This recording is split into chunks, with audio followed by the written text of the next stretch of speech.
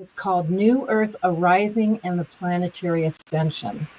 And so for me, this is really what I'm extremely passionate about now, what's happening now.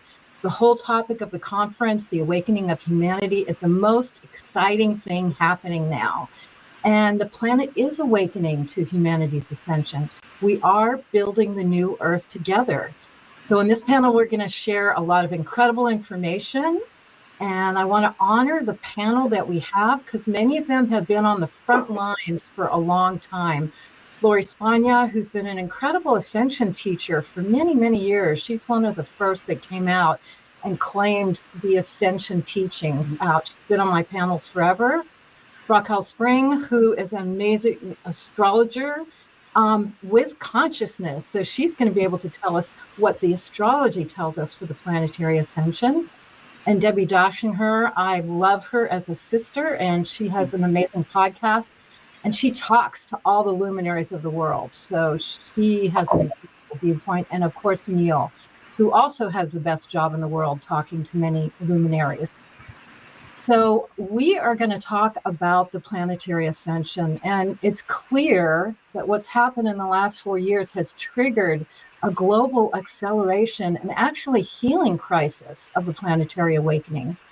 Never before have we seen the world transform so quickly and ourselves transform so quickly, especially with technology that connects us all.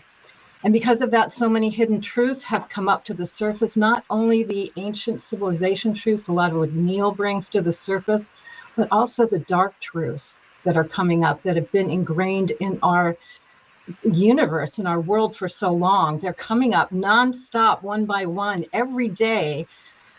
It's a nail-biting experience to know what's going to be revealed next. But this is really part of the ascension, to have all this come up to the surface so we can see it and we can choose to heal it as a civilization. And we're talking about the economy, the weather, the environmental destruction, wars going on all over the world, and of course, the human divide. But what the ascension teaches us is this is part of the purification. So this is part of when everything comes up that's not of the higher frequency, of the higher vision of way we want to live in the future, so we can really identify it. And as a human collective say, no, we are shifting that to another level. So I want to define ascension just so we're on the same page. So ascension to me is the accelerated spiritual process that's currently taking place within all planetary life forms, and especially during this cosmic evolutionary cycle. For us personally, it's initiated through a spiritual awakening, and then it results in an up-leveling into the higher dimensional consciousness and existence. And we start to receive a level of quantum consciousness, and we evolve into the next stage of evolution, which we can call the divine human. So I'm going to describe planetary ascension. So at this specific opportunity in the human collective, we have the opportunity to ascend together. And this is, again, an awakening, a mass awakening that's happening and is happening now. And it's different from the ascension that we attribute to Master Jesus, to Mary Magdalene, Saint Germain, when various individuals made their old ascension. This is an evolution that the planet and all of us are taking together in an embodied state as we evolve as a species to the next level. And a lot of us came here at this time for this specific time. We're known as the Starseeds, the light leaders, the Angelics, the galactic emissaries. A lot of us traveled from other places because we knew Earth was going to be the place to be for this cycle. And we evolved here. Many have predicted this, and we'll see in all our prophecy. It's called the Golden Age, the Second Coming of Christ, the Warriors of the Rainbow prophecy, the Satyuga, the Coming Age of Aquarius. But it all points to the same evolution and ascension that's happening. So many of us are connected as soul tribe because we did all come here, and we do recognize and we do understand that we are here this time for a specific purpose and for this specific incredible time.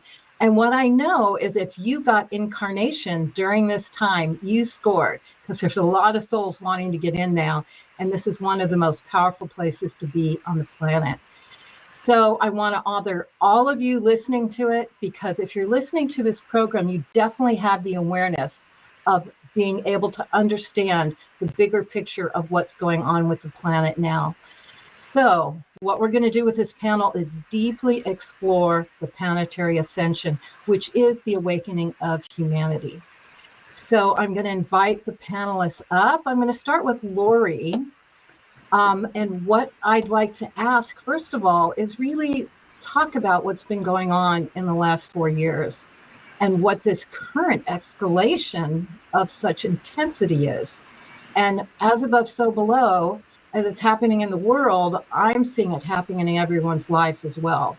And a lot of us may lose hope because it looks like everything's falling apart. But really, there's a bigger play happening. There's a bigger picture happening here. As much destruction that happened as much good is happening. So if you could describe from your own viewpoint, being an Ascension teacher, what the purification process is, what the planetary ascension is from your perspective, what the personal ascension is, and is this going to continue? What is it going to be like? What do we have to look forward to? And how do we stay out of the fear and division that seems to plague our world? And so Lori, I want to bring Lori on because we've been on panels for probably almost 10 years now, Ascension panels, where we've had this conversation and watched the world and the process accelerate and accelerate. And Lori's amazing. She's a best-selling author. She's a spiritual catalyst. She's an intuitive energy worker, ascension guide, multidimensional channel, animal communicator. That's her love. And visionary and luminary. And she helps lots of people personally all over the world and has dedicated her entire life in service to the light, and is an energy healer and has been, like I said, on the front lines as an Ascension teacher way at the beginning before a lot of people started talking about it. So Laura, you've seen a lot as you've been looking through the Ascension lens coming through. Tell us how you see this critical, intense time period. And how can you explain it and how we can integrate it into our ascension process? Well, first, I just want to say, Deborah, it's an honor to be here with you. And I just love you as a sister. I was going through some old stuff on my Facebook today, and I came across some of the work we've done in the past. And I'm grateful for you. And thank you and Neil for having me here. So what I would say is, we know Ascension's real. 10 years ago, we'd say Ascension's real, and people were like, we'll see. And now we know it's real. So there's two major factors going on overall. Is an opportunity to resolve anything within you as an individual and also globally that is unresolved. And we can call that the healing process, right? The higher truth is that there's nothing to heal. The path and journey is that you're healing and resolving the things that from your current perspective, there's something to heal, right? All those things are the things that are keeping you, and saying you, but I mean all of us, out of alignment with our source. Wherever we're misaligned, wherever we're functioning from some form of density, heaviness, dross. And a lot of times we don't even see it in ourselves. We don't see necessarily the parts of us that are limited. We tend to progress and we think we've come so far, but we don't always realize there's there's infinite opportunities for growth, for expansion, for up leveling. So that's the one thing, right? On a personal level, you get to reclaim the truth of who you are. And newsflash for everyone, if you don't already know, the truth of who you are is that you are absolutely the divine embodied, and you have the infinite potential of the divine. And that means you are beyond magnificence, beyond glorious, beyond exceptional, beyond extraordinary. And so the early phases that we're going through right now, it seems like there's that turbulence of healing and resolving whatever we're misaligned with, whatever is not the truth of who we are, the exceptional, extraordinary selves that we are. And so that turbulence is playing out both personally and globally, right? And that's what we can see. So that's the first part. The second part is really, it's about choice. the infinite is providing infinite choice potentials for us to choose from, to navigate, to decide how are we going to experience ourselves, and what are we choosing to believe and buy into. What are we choosing to play with? Do you want to play with, conspiracy theories? Do you want to play with the past, ancient histories? That's okay. Do you want to play with, what do you want to play with? Do you want to play with nature? Do you want to play like hardships with nature, or do you want to play with another part of it? And whatever you're playing with is based on what you're vibrating at, where you're vibrating, where your frequency bandwidth is, where your consciousness lies. And so you want to play with astrology, numerology, you can play with anything. And you can have any type of experience in relationship to it. But here's the key. The evolution based on your free will choice, and then I'll pause here because I don't know, I can go on forever with this stuff. But based on your choice of where you're vibrating, who you are, who are you? Because the experiences that you're having, they're not necessarily the truth of who you are, but they're where you're vibrating at any moment. And where you're vibrating at any moment is who you are at that moment in time. So the goal from my perspective is to really awaken the truth of who you are by recognizing the vibrational frequency where you are at any time and choosing, if it's not to your liking, to release and transmute it and to call in a new frequency. Frequency is just the energetic vibration of where you are vibrating at any time. Yeah, and all of that is choice. We don't recognize it as choice in the moment because we're having this experience that we're buying into, that we believe that it's real, that it's the only way, that it's being enforced on us, or that we have no control over it. Or maybe we do, to some degree or another, feel that we have some control over it. But we get to play this game with the reality that we exist in, chicken and egg. What's real? What did I create? What did I co-create?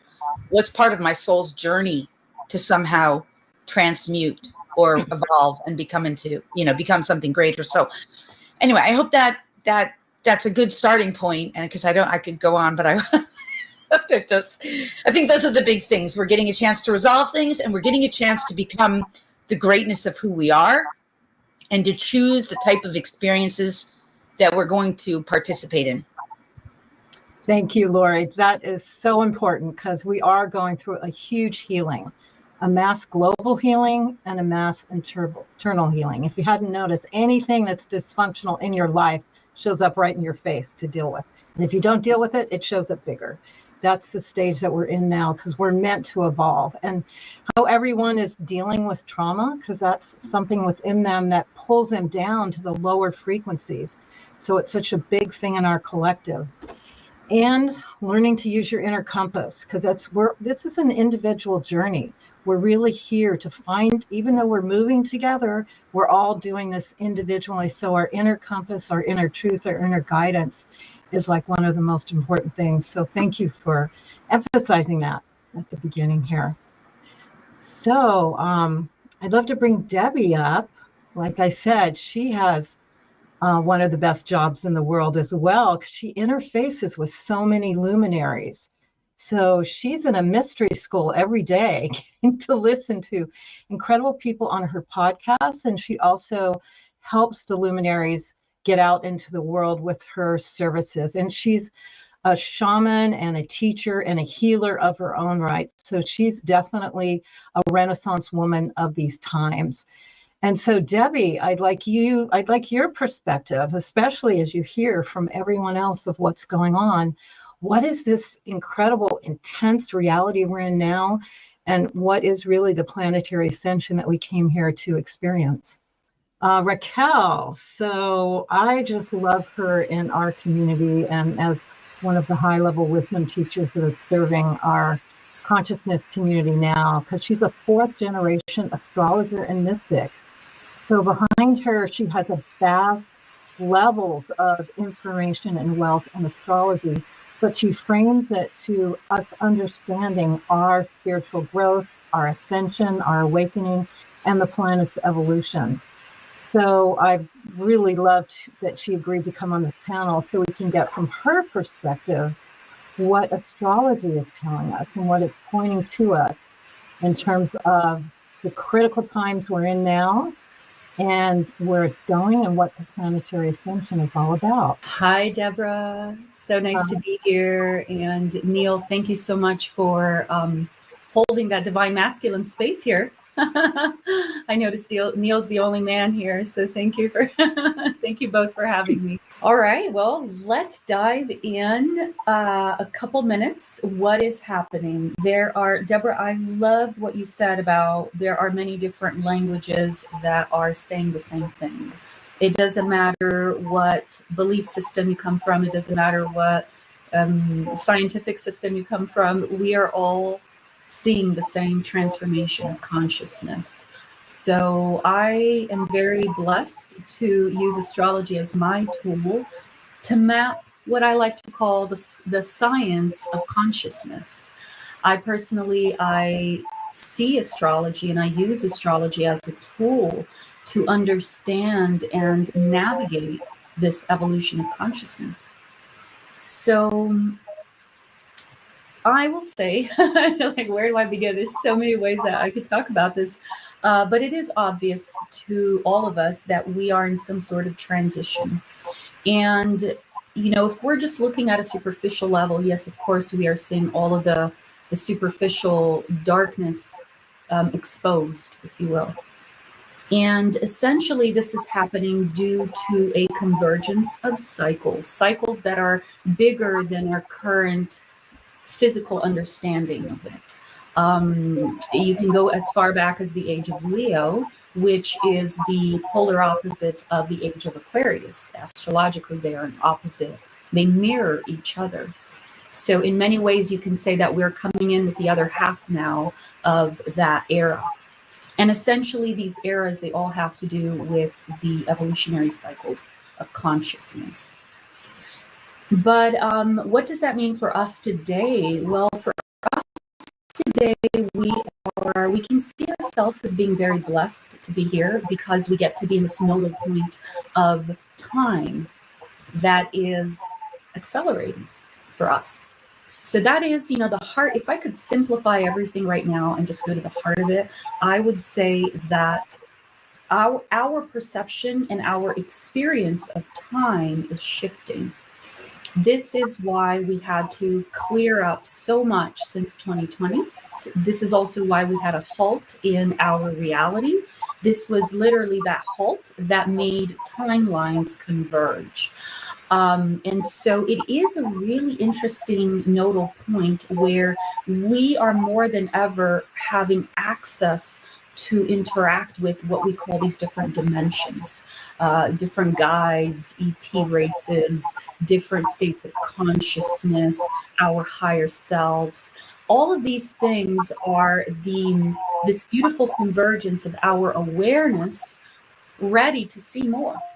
And essentially the way I see it is that we are coming to a step closer to this unification point, to this merging point between us, our consciousness here, and the rest, right? The other dimensions, the ETs and all of that. These are just other aspects of ourselves that we are coming into this point of awareness. So on one hand, this helps us see more. This helps us have more access to our gifts. This helps us be more courageous to step outside of the previous mold that we have been coming from. And ultimately, it's assisting humanity with this really beautiful energy that I see as freedom. And I like to use this word a lot in my work because ultimately freedom is the heart of the message of Aquarius. It is freedom, freedom to innovate, freedom to create in new and different ways. Aquarius is known for being the genius mind. And it is consciousness. The energy of Aquarius, whether you're looking at Pluto entering Aquarius, which is part of a 250-year cycle, or whether you're looking at the age of Aquarius, which is a period of 2,000 plus years, we are looking at this dynamic of new consciousness coming into the planet. So in light of this, we have this really strong desire to wake up. And Aquarius, out of all the signs of the zodiac, represents that. It represents the igniting of consciousness to a genius level. So this is where we have things come into the picture of our reality, like AI, like technology, like a greater connection with other worlds, and astrology as well comes into the picture through Aquarius. And these are all extensions of a greater awakening that is happening on the planet right now. So I hope that I was able to help summarize. I mean, this is just so exciting. It's really exciting. Great. Thank you. Thank you so much, Raquel. Always great to get that confirmation of what we know intuitively from astrology. It just brings it all to light and emphasizes it so much. So thank you for tracking that for us. And is Debbie with us now? I am. Can you hear me? Yes, can totally hear you. Magic. Yeah. You know, it's just like what's going on right now on the planet, where things present as a problem and there is a need to make a choice and disengage or repair, or what are you going to do? How are you going to handle it? So apologies to everybody. We had to disengage my account from StreamYard, Neil's account this morning. So it changed some things, but I'm here. I love this question. It's been like an activation. Deborah, when you started talking, I was sitting here going, oh my God, I'm getting so many downloads. I want to talk a little bit about the history. So specifically for me, what do I do out in the world? I'm a shamanic energy healer. I'm certified Moon Key Rights practitioner, and I'm very much a starseed. And I combine the both of them, like for starseed shamanism. And that's the healing work I do out in the world. And that's what I talk about.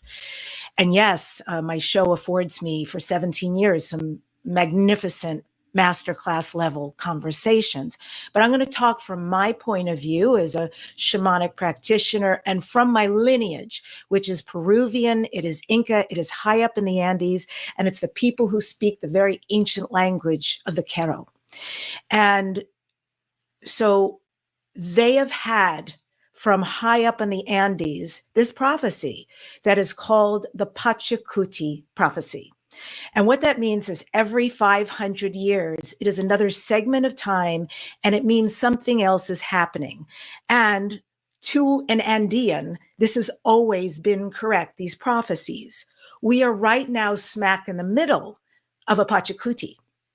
What does Pachacuti mean? Pacha, many of you know Pachamama, earth, but Pacha also means time. And Kuti means change. It means we are living in a time of great change. And they have prophesied this time. They said during this time, there's going to be extreme chaos. There's going to be things that look like they're being torn apart. But here, understand in the background what's happening. One of them is they're waiting for the North and the South to finally come together. They're waiting for the eagle and the condor to fly together. They're waiting for the rise of the divine feminine to finally own where it should have always been for men and women in our cultures, and also the rise of the divine masculine to come in equal harmony and to respect one another and all that is within us. And additionally, they have said that we need to go through this where the underbelly comes up, the ugly, the what doesn't work, what has not been working, the paradigms that we've been living under that some people call a matrix, but there's many names for it. And so the Pachacuti ultimately means that we will take the long walk of healing from the head to the heart, right? Longest walk most people will take. But when we live in the heart, it's about the love, the caring, the receptivity, the being in concert with, harmony with, caring with, that we will see the rise of the divine feminine, that in fact we are the eagle and the condor. And by our choice, we can agree to fly together. And so that's one piece. And the other piece is in 1996, there was some of the most profound Native American Indians in the United States who came together from the plains, from the Southeast, from the West, and they met on the Yankton Sioux Reservation in South Dakota. And they invited some of the biggest people of their time. So 1996, that's almost 20 years ago.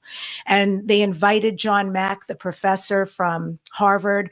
They also invited the CSETI assistant director. So it was an audience of prominence. And they came together because they wanted to say two things. First, the Indians said, and I'm simplifying, first point, we have been in contact with extraterrestrials since the beginning of our time. We come from the stars and we still have relations. They still come, we meet with them. We are in relation with the benevolent star beings. We want you to know this. And second, the elders have a warning that we are facing dire consequences spiritually, worldwide, and as far as monetary. So land, monetary, spiritual. And where have we come in 20 years when they issued this warning? So it is my contention that we are of choice. And our choice is very, very powerful about where we choose to live from. I know in my world, because in my world, especially galactically, there are a lot of people who speak negatively with frightening news about what's out there in space and who's after us and what's going to happen if and the dark forces. But I'm really clear I have a choice where I'm going to live. And I know the neighborhood I want to be in, and that's light, absolutely. And so I investigate, I immerse myself in the incredible galactic light information, the benevolent beings. Those are the only ones who have ever reached out to me. I am saying to live with awareness. It's good to be aware of all, but in choice, I live with the light and the benevolent. And I feel like that's where it is with this too. We have an awareness of globally what's happening, that we are in a time of incredible healing. But just like in our life, when something happens, if you go through a breakup, you lose a job, something gets hurt, you're in a difficult situation with people you'd rather not be, it's uncomfortable. But we have to look at our shadow. We have to say, what am I bringing to the party that keeps creating this? And we must take ownership. And in ownership, that's where the healing comes, because most of us are really good people and we have remorse. Once we realize our part, that's when we can say, I'm not going to do this out in the planet or to anybody ever again. I'm going to clean up my act. And as you know, as metaphysicians, we clean up what's in here and everything gets reflected out here. So we all play a part in what's happening and how we choose to live through it. Thank you, Debbie. That was such a clear overview of what we need to be aware of and do now, and especially bringing in the indigenous. I love that because our brothers and sisters really know what's going on, and to listen to them and honor their wisdom and realize this is all part of a cyclical change that's been predicted that we know. And if we can just know that in our hearts, know that we came here to do the work and the healing and evolve forward, that can be great solace for looking at the media and thinking something different. So I appreciate your overview on that. Thank you so much. And Neil, all right. So again, Neil has one of the best jobs in the world, listening to all the incredible luminaries that he hosts of very cutting edge information. But it's not an easy job, I can tell you that, because Neil is on mission, I think about 24 hours every day, what he pulls off. Sometimes he takes spiritual retreats, but that's so he can be reinforced for his spiritual mission and his spiritual evolution. So he's an amazing being. I've been supporting him and working with him since 2012. And so Neil, it's so great to have you on the planet for sure, on the panel, and give us your perspective after seeing and listening to so many of your incredible luminaries that you host of what you see is really going on now. Well, I feel that from, waking up to this information in 2001, but starting to do events in 2008, I already had 8 years of attending conferences, going to different events. And at this point, there's no doubt in my mind that there's a shift going on the planet, right? And the way I got into all of this actually was that I was very scientific minded because I was raised in an Indian family and a very conservative Indian family. Mathematics and science were the two biggest things in my life, right?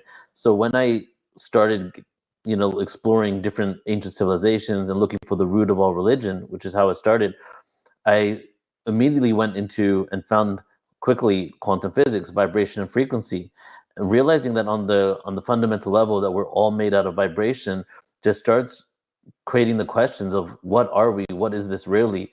And as time has progressed, I've learned a lot of, I would say, a lot of scientific components, including, as I sort of my presentation a few days ago, that even the solar system, the position of our solar system in our galaxy, depending on whether we're on the upward part of our galaxy, the lower part of our galaxy, all of those things, the climate experiences, galactic climate, if you want to say, if you will, that are affecting our Earth and our solar system. Even, and this is something they taught us in school when I was, doing science class, the radiation of all stars throughout the cosmos has a direct effect on Earth, our weather here, our consciousness, our experiences. Start that supernovas, and then all of a sudden a shift happens on the planet.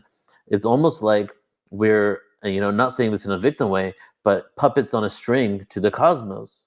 But the interesting thing is when you look at quantum physics is that the cosmos is a reflection of our own internal world. So our own internal world has created this external reality that is now having a feedback loop. And the way we perceive it is that this is a feedback loop of the world, the external world affecting us, not knowing that it's our internal world. And I've said this many times, almost on everything that we do now, even when we do a show on ancient history, when it's on galactic origins or something like that. Why is there breath work there? Why is there still meditation? I did wrote an article many years ago called what does UFOs have to do with meditation? Because if you're coming into this world and you discover UFOs and ETs, and then you start digging a little deeper and you realize the people that are into this are the most spiritual people, right? This community here. And it's because the inner work and harmonizing our own frequencies, doing the inner work, gets us to a vibratory level where we're then able to interact and communicate with the rest of the world. What's happening now on the planet is that it seems that we've been going through cycles of time, and from just the yuga cycles, like even that, like I have everything with a grain of salt, because a pinch of salt, because my awareness is constantly expanding, and even my awareness in the yuga cycles have changed like 3 times in the last 4 years because of the datings that I'm discovering. But let's say it's 26,000 years, and we go through these cycles of consciousness where we're waking up, forgetting, waking up, and forgetting, right? On one level, you can't judge the forgetfulness if we are in a cycle where the cycle is designed to assist us in the process of forgetting. It's almost like the cycle is designed to create amnesia. So do we judge the cycle? Who created that cycle? And then, is the descension process any better than the ascension process? Or is the descension needed for us to gain the experiences and grow? What I feel is really beautiful is that we had our brains wiped, right? We had, like, even though in our subconscious and even deeper down in our soul, we have these memories and these visuals, and hypnotherapy can bring it through. But compared to many civilizations in the galaxy, we have amnesia, almost full amnesia. Many people have full amnesia. And how beautiful is it that we're still able to discover and find the light when the amnesia has basically taken hold? We still find the light inside a world where there's darkness, right? That's how amazing and strong the light is. And there's many intentions and agendas I feel on this for this earth, but one of them is kind of like, let's see how these masters would act if they had their memories wiped. They go down in this place of suffering. All these things are created in order to keep them there, and let's see if they're still able to remember who they truly are in that process. And that is kind of the game for me. But not a game in a world of real polarity that there's evil doing this to us, but almost like a self-imposed test that we've come within. of course, there's been hijackings, there's been manipulations, extraterrestrial agendas, all types of things happening there. But in the grand scheme of the source in the cosmos, we're doing exactly what we signed up for. We're here to experience. So as we uplift in consciousness and start going back to these other states, the question really is, are we going to fall again? And fall is not a bad thing, but I mean, are we going to forget again? Are we just going through what the Book of Revelation says, what Nostradamus says, what the Hindu text says? 1,000 years of peace. That's what they say, right? And the Yuga cycles, Satya Yuga happens to be that long, right? Are we just going to do that and then come and fall again? Or are we going to have the opportunity to break free from this cycle of forgetfulness and continue evolving? And I feel that's what this, when they say this has never happened before, well, it has happened. We've forgotten, we remember. We've forgotten, we remembered. But maybe what hasn't happened before is us breaking free from that cycle of forgetfulness and moving into a reality where we are able to continue to evolve, continue to go out into space, become the extraterrestrials to other worlds. And part of that would probably be us being the teachers of how we transcend the duality. You know, you can either be the master in this world of duality, you can be the master or the victim of your biggest traumas or growth lessons, let's say, right? And for many people on Earth, still now and definitely in our past, a lot fall into being a victim to the situation, not realizing that we create it. Just like Lisa Royale said yesterday, we're the actors that forgot we're acting, you know? And I love saying that as well, with the directors, the script writers, and all that stuff. So what the awakening process is to me is us realizing we're every single part of it all. And then we get to rewrite the script. The ancients, the Mayans, the Hindus, the Kabbalic texts, they left all these clues. They show us all these clues. They even gave us information to show us what happens in the galaxy so that we could avoid having a catastrophe and be reset again. If we use those calendars and brought them in and stopped looking at it as ancient myths, but saw what they said, we can literally avoid any catastrophe, asteroids hitting the planet, all that stuff, because there's a map that has been given to us by our ancient ancestors on that. So we have the tools and the ability to do that. And I feel, as I said, I feel it's our dharma and our purpose to continue to evolve. There have been civilizations in the past that when others fell from grace in the cycle, they went off planet, they went under the ground, and they had their own force field around them and continued to live their experience and evolve. And my dream for all of humanity is that we do that so that we can really start expanding and then go and rejoin the galactic community.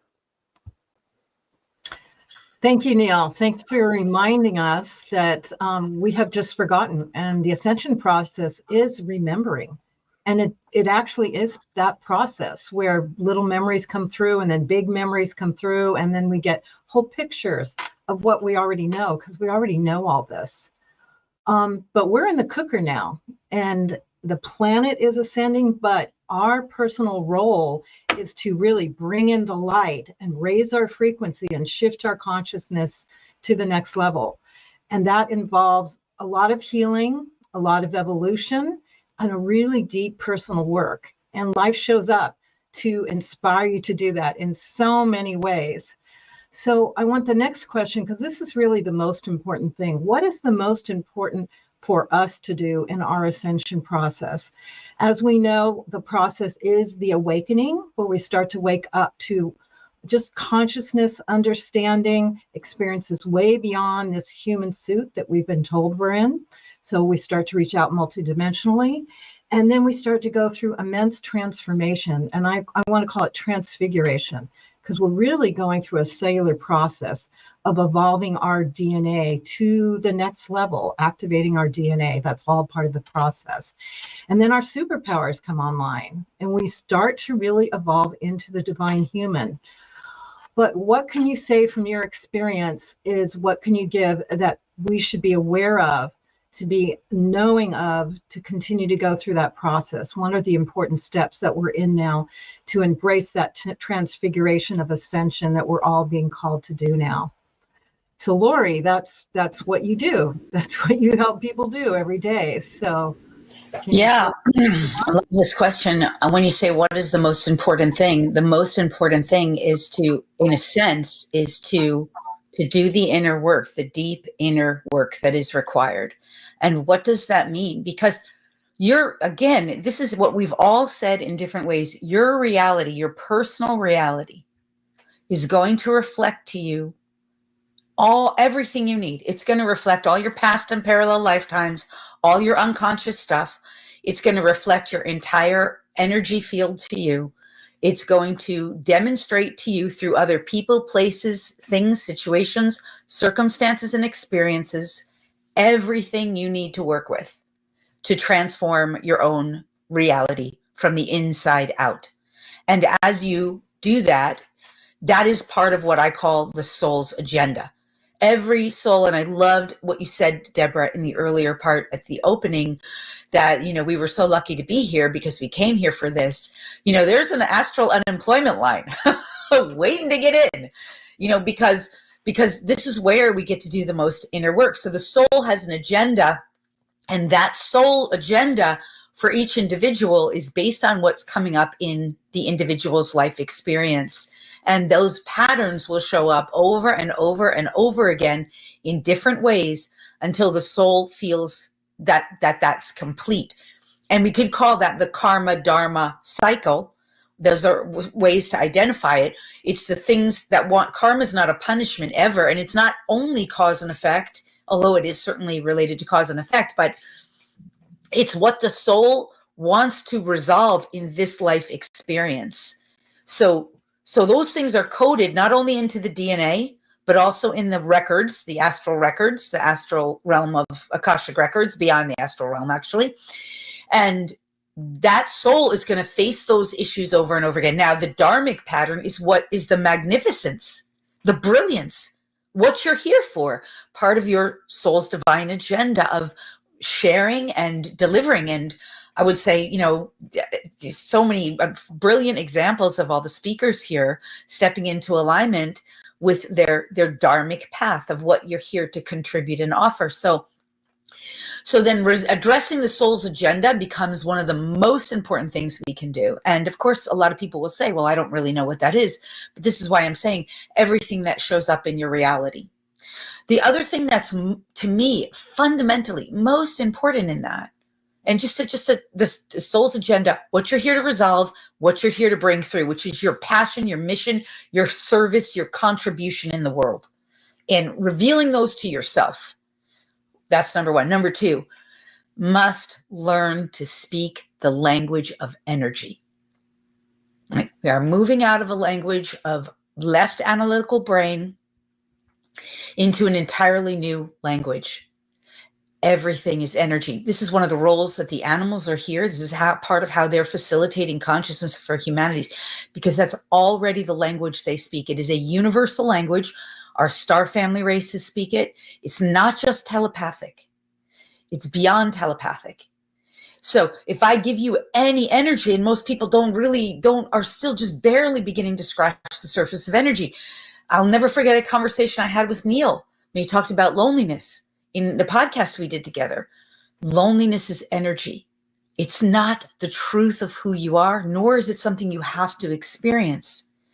Anything that you experience, if you can start to identify it as an energetic vibration, that is simply an energy of where you have resided at some point in time and space, and then decide, is this an energy I want to continue to experience and play with? And if it's not, it's something that can be addressed and resolved. And then likely it's part of the soul's agenda to do so. On the contrast, what are the energies that you want to experience? And Debbie Dashinger, we had a conversation during this weekend at one point, I think it was yesterday, where we were talking about the energy related to the storm activity. So, the energy of divine peace is an energy that can really calm any storm. Divine grace, we talked about this. So learning to understand and identify energy as a universal language, because the truth is the energies that we are desiring, divine excitement, divine enthusiasm, divine optimism, divine love, divine peace, divine excitement, if I didn't say that one, divine, inspiration. divine grace. These are energies that we have not played with very much on planet Earth, nor have we learned how to utilize them and how to bring them in and how to activate them in our system and how to radiate them out and to reflect them into the world. This is power. And when I say power, I don't mean old paradigm power. I mean new paradigm power. Because as we start to use this energy, we're going to transform our experience. But this is just the beginning of the journey. Humans don't yet know how to use energy really in masterful ways. Most of us don't. We're learning. So that's critical in the coming months. And one last piece, and that is overall consciousness and learning how to work with consciousness. And what do I mean by this? Thoughts, beliefs, belief systems, points of view, perspectives, judgments, opinions. Those are parts of consciousness.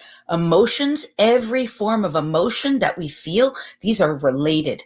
And then understanding how to use consciousness, understanding what we think, believe, and perceive, how we feel, what we emote, becoming masters over this is these are critical learning lessons, transformational experiences for us as we go forward. Thank you, Lori. Amazing. She is a wealth of information of all of this continually. And yes, mastering. Could I just add something to Lori? Just do a 2-minute thing on the science of what she said, just because this is because it's perfect balance here. You come in with that creativity, and I love the facts that support the creativity. You know, so all right. So I was talking about the Yuga cycles, and you guys might have heard me say this before because we're friends. But the Kali Yuga, right, has the themes of delusion, authority, and hierarchy. That's the Dark Ages. The theme of the Dwapara Yuga that we're going to, written thousands of years ago, is the age of energy. Okay, and what they meant was we discover energy, electricity. We realize that the energy is made out of a deeper energy, quantum physics. By the time the age is done, we realize we are energy and we fully harness our own energy beings. Yeah. Oh, I love that you just said that. Yeah, because that is the path. That is the path of mastery. That is the path of self-mastery. And I know that's the path that I've been walking, and it's been challenging, but learning how to master my own thoughts, beliefs, belief systems, to align with source, and to master my own emotions, and then to master my energy field, and then to teach others how to do that too, because that is the path of mastery. Now, not everybody wants that. Some people that's not what they're choosing. But if you really want to prosper, when I say prosper, to continue to grow and evolve in the coming age, that is ultimately where we are all going. That is what the ones who continue to thrive, to step into the new paradigm and to anchor the new reality within. That's the journey.